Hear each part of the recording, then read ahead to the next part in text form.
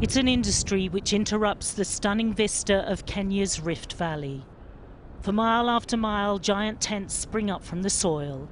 The infrastructure of this nation's second largest export business and one critical to the local economy. Inside the greenhouses, you get a sense of the sheer scale of the flower operation. This company alone produces 1 million stems a day, 365 million a year. But not a single one is destined for the dining rooms and sideboards of African homes.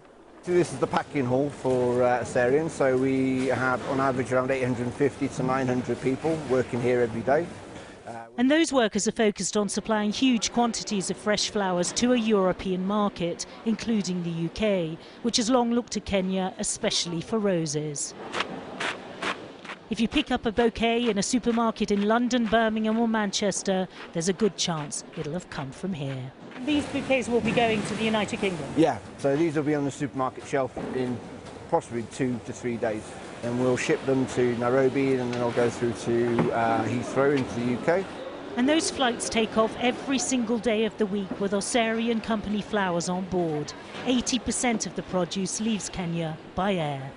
This is a vast operation employing 4,500 people on site, growing, packing and shipping flowers to meet global demand.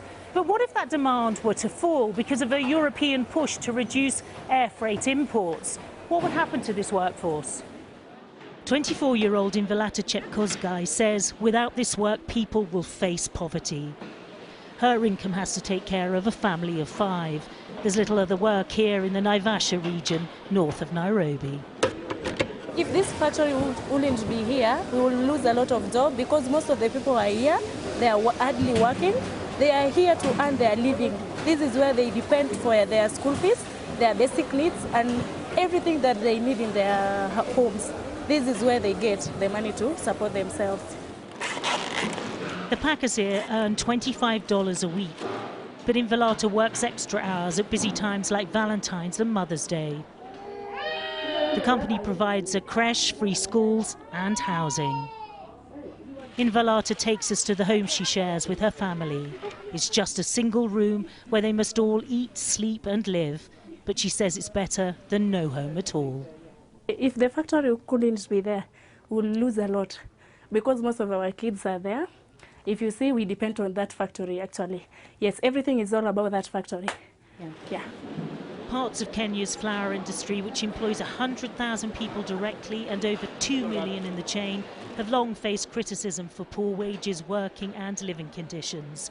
Now its environmental record is in question, with its over-reliance on air transport and a push by many in the West to buy locally.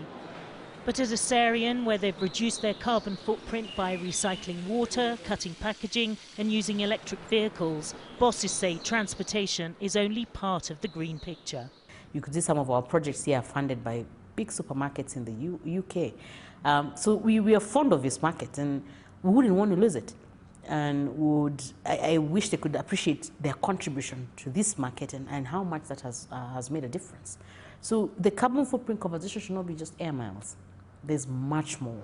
And she insists it's still more environmentally friendly to mass-produce flowers in a warm climate than the UK.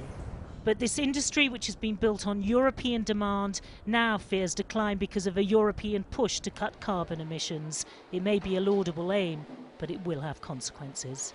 Michelle Clifford, Sky News, Naivasha, Kenya.